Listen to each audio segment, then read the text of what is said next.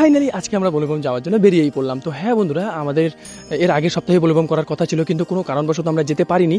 তো আজকে মানে শ্রাবণ মাসের ৪র্থ সোমবারে আমরা বেরিয়ে পড়ি মহাদেবের দর্শন করার জন্য। তো এদিক থেকে মানে শান্তনুরা চলে আসে, ওর কয়েকটা বন্ধু মিলে বাইকে করে আসে। তো বাইকগুলো আমাদের বাড়িতে রেখে এখন আমরা হাইটে হেঁটে যাচ্ছি ইন্দ্রামোড়ে, কারণ রাজীব আছে, শুভ আছে এবং সন্দীপন আছে। সন্দীপন তো আমাদের সাথে জলপেশমোড়েই চলে আসবে আমাদের সাথে।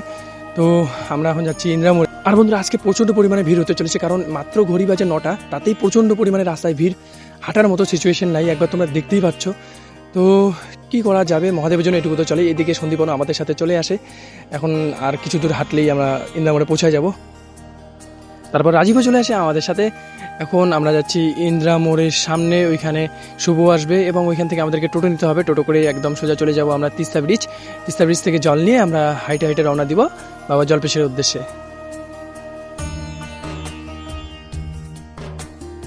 তো আমরা টোটো পেয়ে যাই, এখন আমরা রওনা দিয়ে দিই তিস্তা ব্রিজের উদ্দেশ্যে।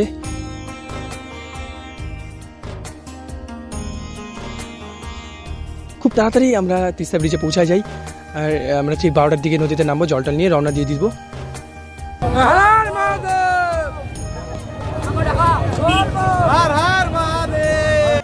তো আমরা চলে আসি এখন তিস্তা ব্রিজের বাঁধে, মানে এখান থেকে আমাদের জল নিতে হবে। জল নিয়ে এখানে পুজো টুজো দিয়ে আমরা ঠিক 12টার পরে বেরিয়ে পড়বো বাবা জলপেশের উদ্দেশ্যে।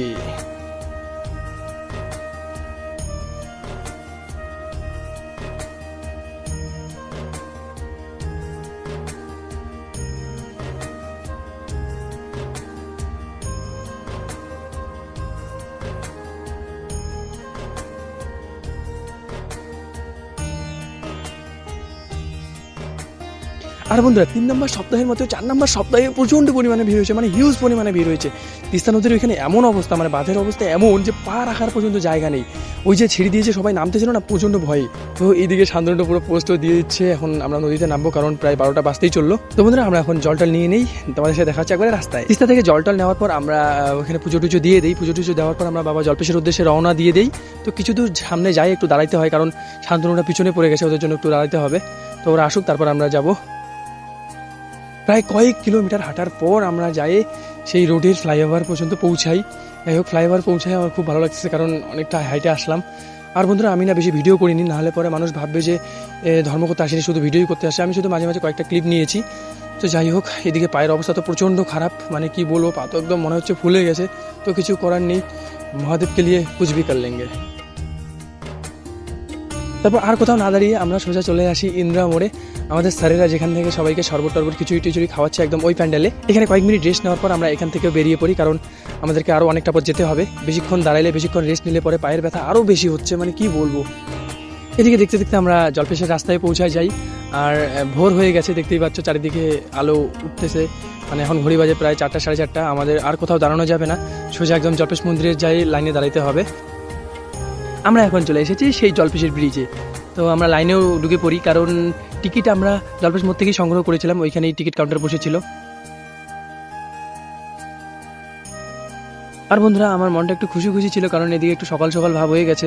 আমি ভাবছিলাম যে ভিড়টা হয়তো একটু হলেও কমেছে, তবে আমার ধারণা একদমই ভুল।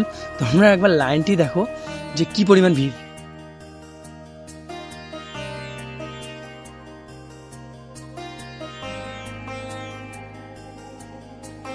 দেখতেই পেলে যে কি পরিমাণ ভিড়। মানে আমি বলেছিলাম না যে 3য় সপ্তাহের মতো এই 4র্থ সপ্তাহ ভিড়। এইদিকে সবাই স্মাইল দিচ্ছে, আর আমাদের স্মাইল দেখে সূর্য মামাও উঠে গেছে। 1 থেকে 1.5 ঘন্টা লাইন কাটার পর যাই জলপেশ মন্দিরের দেখা পেলাম। যাই হোক, একটু মনে শক্তি এলো। তো তবে এইখানেই থামলে হবে না, আমাদের আরও অনেকটা লাইন কাটতে হবে, কারণ প্রচণ্ড পরিমাণে ভিড় পড়েছে আর লাইন আস্তে আস্তে আগাচ্ছে। আর সূর্য মামা উঠেই যে এত পরিমাণ তাপ দিয়ে দিয়েছে, আমার পুরো শরীর ঘামে গেছে। তো অনেক লাইনে খাটাখাটনি করার পর আমরা যাই জলপেশ মন্দিরের সেই 2য় গেটে ঢুকে পড়ি। প্রথম গেট ওইদিকে সামনাসামনি গেট আরেকটি রয়েছে। তো শান্তনুরা আমাদের পিছনে, আর কোনো কারণবশত রাজীব এবং শুভ প্রথম গেট দিয়ে ঢুকে পড়ে, যা আমরা বুঝতেই পারি না। ওরা আমাদের ছেড়ে একটু আগেই চলে আসে, তো লাইন কাটায় কুটায়। তো এইখানে এসে আমাদের সাথে একটা ঘোটালা হয়ে যায়। ঘোটালাটা হলো এমন যে এইদিকে তো আমরা দাঁড়াই, তবে সব টিকিট রয়েছে শুভর হাতে, তাই আমরা আবারও প্রথম গেটে চলে আসি। ওই লাইন অনেকটা খাটার পর আরও প্রথম গেটে চলে আসি, মানে দুঃখেরও শেষ নাই। যাই হোক, মহাদেবের দর্শন তো আমাদের করতেই হবে। তো তো এটুকু কোনো ব্যাপার না, আমরা আরও প্রথম লাইনে খাটাখাটি করব। ওইখানে সামনাসামনি একদম যেখানে টিকিট দেখতেছে ওইখানে শুভ এবং রাজীব রয়েছে, ওদের থেকে টিকিট নিয়ে আমরাও মন্দিরে ঢুকবো। তো যাই হোক, আমরা রাজীব আর শুভ দেখা পেয়ে যাই এখানে, তারপর টিকিট দেওয়ার পর এই বিল্ডিংয়ে উঠে যাই। তবে বন্ধুরা, এই বিল্ডিংয়ে উঠে যা দেখলাম, দেখে তো আমি অবাক। দেখো কি পরিমাণ ভিড়, আর এইখানে যা সময় লাগতেছে, একটু করে আগাচ্ছে আরও 5-10 মিনিট দাঁড়াইতে হচ্ছে, একটু করে আগাচ্ছে আরও 5-10 মিনিট দাঁড়াইতে হচ্ছে।